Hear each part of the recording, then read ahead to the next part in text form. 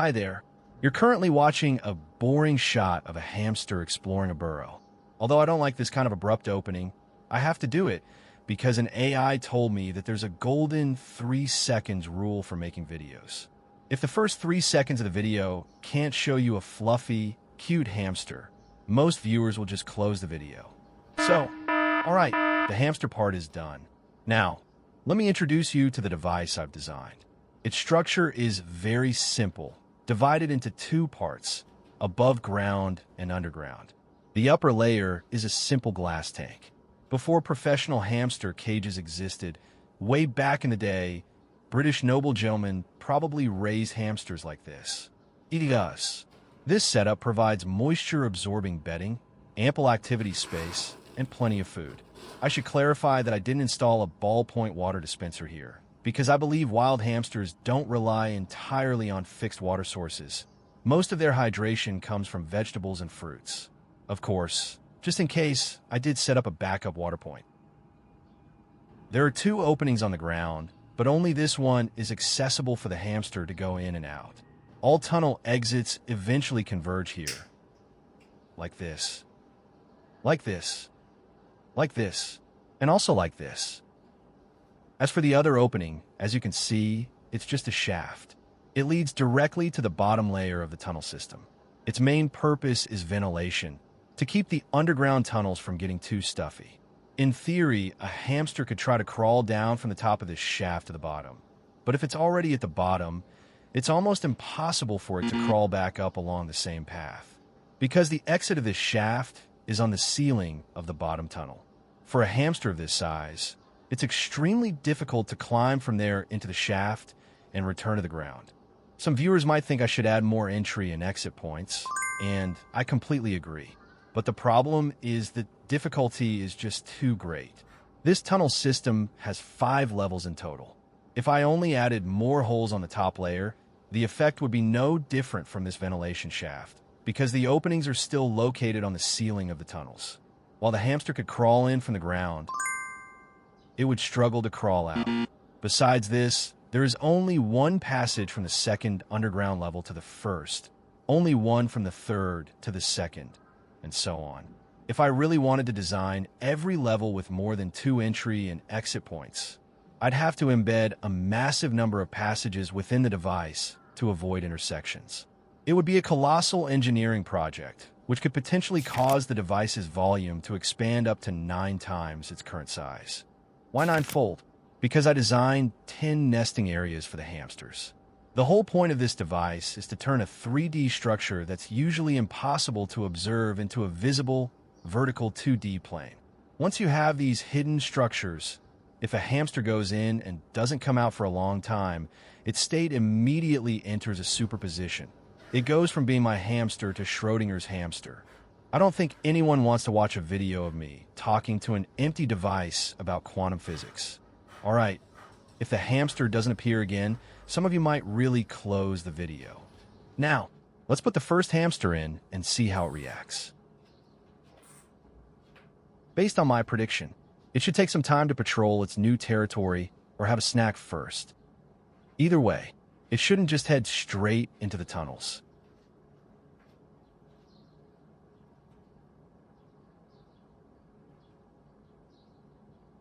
Wait.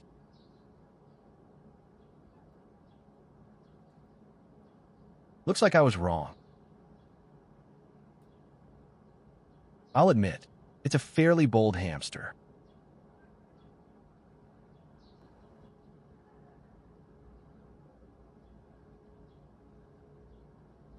But a hamster is still a hamster, and timid blood flows through its veins. It's been wandering around, only daring to test the tunnels right near the entrance.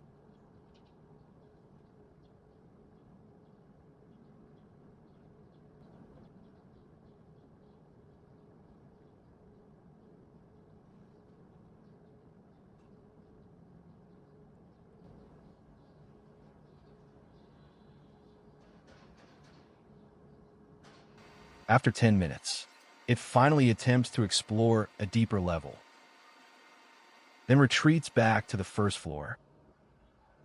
It picks the nest in the upper right corner. then wanders over to the upper left one. Then strolls back to the tunnel entrance. 15 minutes have passed. All right, it seems like it wants to go back to the surface, but it's too hesitant. Finally, it decides to head back up. Oh, looks like it was just thirsty.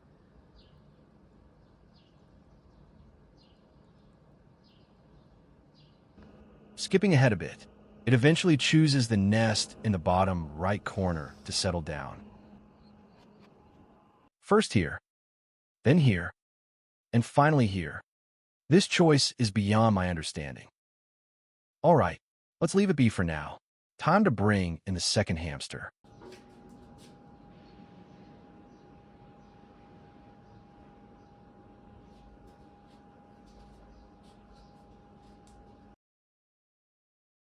This hamster is so tactful. It wandered around on the surface for 3 minutes, which really spared me some embarrassment. Of course, it finally entered the tunnel in the end. I am truly grateful. By now, the first hamster is still dazed in the bottom right nest.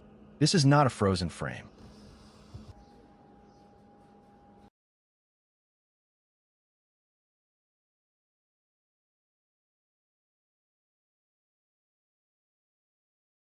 Finally, it chooses the upper right nest to settle down. Both hamsters now have their own little nests. The look on its face is quite ridiculous.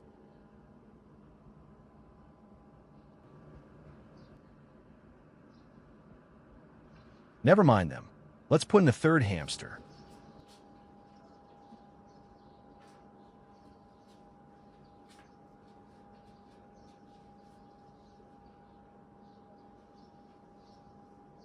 This hamster stayed on the surface for much longer.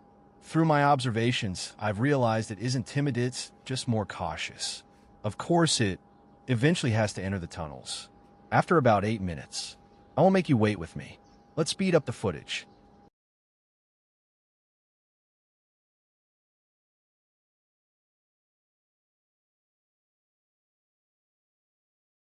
All right, it's in. It first visits its neighbor, the gray hamster. They exchange greetings and share a brief embrace. Then, it turns and leaves with such resolve. It doesn't even look back once.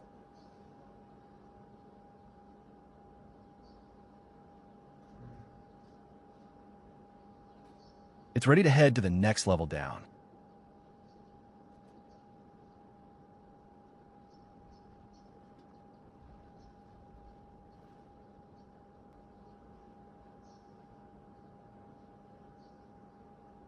Meanwhile, the yellow hamster in the bottom right nest seems to sense a visitor.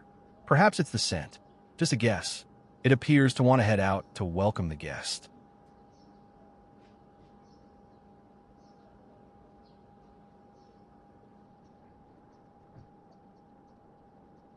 At this moment, they're so close, yet they cannot see one another. And by the way, do not expect any tales of romance here, setting aside their genders. Our newcomer is a Photopus roborovsky, while the yellow one is a Photopus sungoris. They are but star-crossed lovers from different houses, a union that would never be sanctioned by their kin. Alas, their destiny is but a tragedy written in the stars.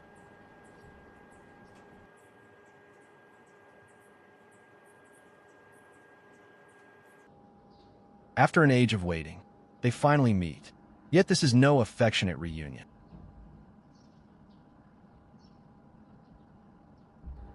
It is a parting upon encounter. They go their separate ways. About half an hour later, the 3 hamsters are exhausted. Or rather, 2 of them are. That gray hamster has not moved from the upper right nest. Based on my observations, these subadult hamster pups sleep for 20 hours a day. The yellow hamster chooses the upper left nest to rest.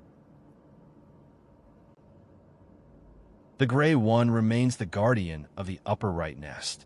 The newcomer claims no nest at all. It chooses the pass closest to the tunnel entrance. a place of great strategic importance. It clearly has a keen eye for military geography. Now, the entire tunnel system has gone silent. All right, let's move on. No more suspense.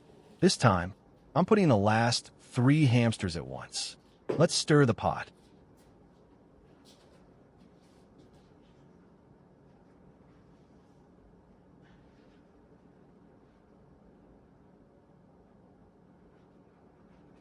At this point, the yellowish-white hamster from the Photopus roborovsky family and the golden-yellow one from the Photopus sungoris family seem to have gotten into a bit of a dispute.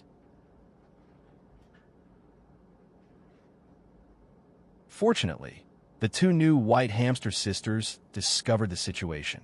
Without hesitation, they rushed into the tunnels and attempted to mediate between the two. Thanks to their intervention, peace was restored.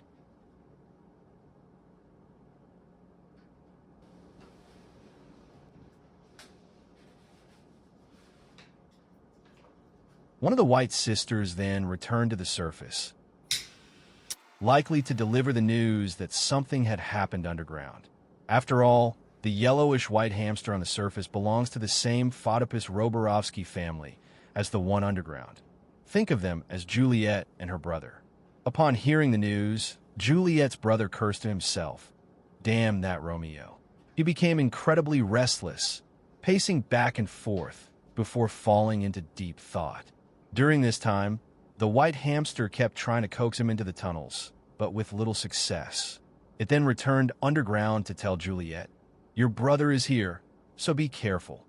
It kept hovering around the entrance, trying to lure Juliet's brother inside, but he remained unmoved.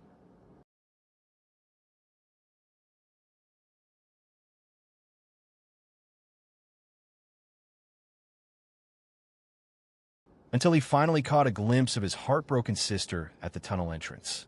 His heart melted. After 5 more minutes of deep contemplation, he finally decided to bravely charge into the underground world. For the honor of his family, he would face Romeo's sharp blade if he had to.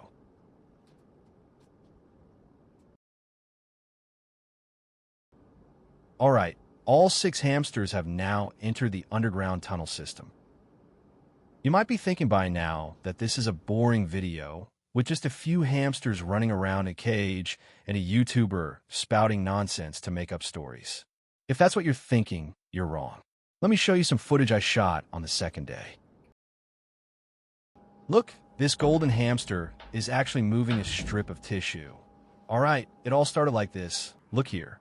Yesterday, I noticed a wad of tissue in the tunnel on the far left of the first level. Mark this point.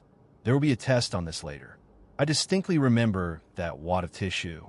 During the construction of this device, I found a small hole in the floor of that nest, which connected to the tunnel 1 level below. You see, I filled every nest with plenty of bedding to absorb their waste. Naturally, the pellet bedding kept leaking through that accidental hole. So I just grabbed a piece of tissue and plugged it up. I thought that was the end of it, but as you know, hamsters love to dig. After they moved in, a hamster dug the wad of tissue right out. This seemed like a trivial matter, but on the second day, I found that same wad of tissue in the bottom left nest at the very bottom level. I'm certain there was only 1 wad of tissue in the entire device. What does this prove? It means a hamster moved it. Why would a hamster move tissue? There's only one answer. A hamster has adapted to the environment and is starting to build its own room. All right, since the hamster has such ambition, I should try to accommodate it. So, I added more strips of tissue on the surface, and that's how you got the footage you just saw. Okay, this hamster has picked up a strip of tissue and is preparing to take it back to its nest. Keep in mind, it lives here.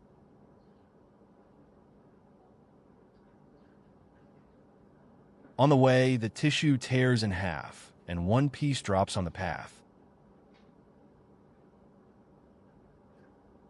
When it reaches the entrance of its nest, its path is blocked by another hamster guarding the door. The only half strip of tissue it had left was snatched away. It's a tragic story. After a moment of contemplation, it decides to go back to the surface to get more tissue. Halfway there, it finds a half strip of tissue it had just lost, so it picks it up. Just before reaching the surface entrance, it seems to realize something. It takes the half strip in its mouth to the nest on the far right of the first level, which is currently unoccupied. It stays in this nest for a while. I guess it must be tired of the constant backstabbing and corporate warfare of the hamster rat race, and wants to settle down in this remote cave. So, it gets back up and heads to the entrance.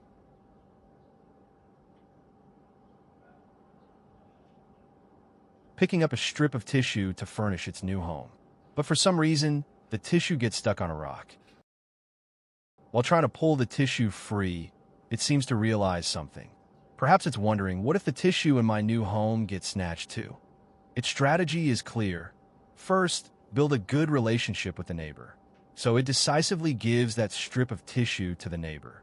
After that, it can pour all its energy into building its new home. Though there are some minor setbacks, they can't stop this golden hamster from the Photopus sungors family.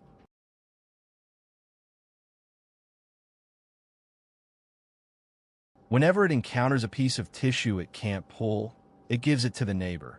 If it can pull it, it takes it home. Meanwhile, the hamsters at the very bottom of the device are still busy stealing that single strip of tissue, which was stolen to begin with. All right, let's bring the timeline back to the present. We've been filming for an entire day, and it's now late into the night.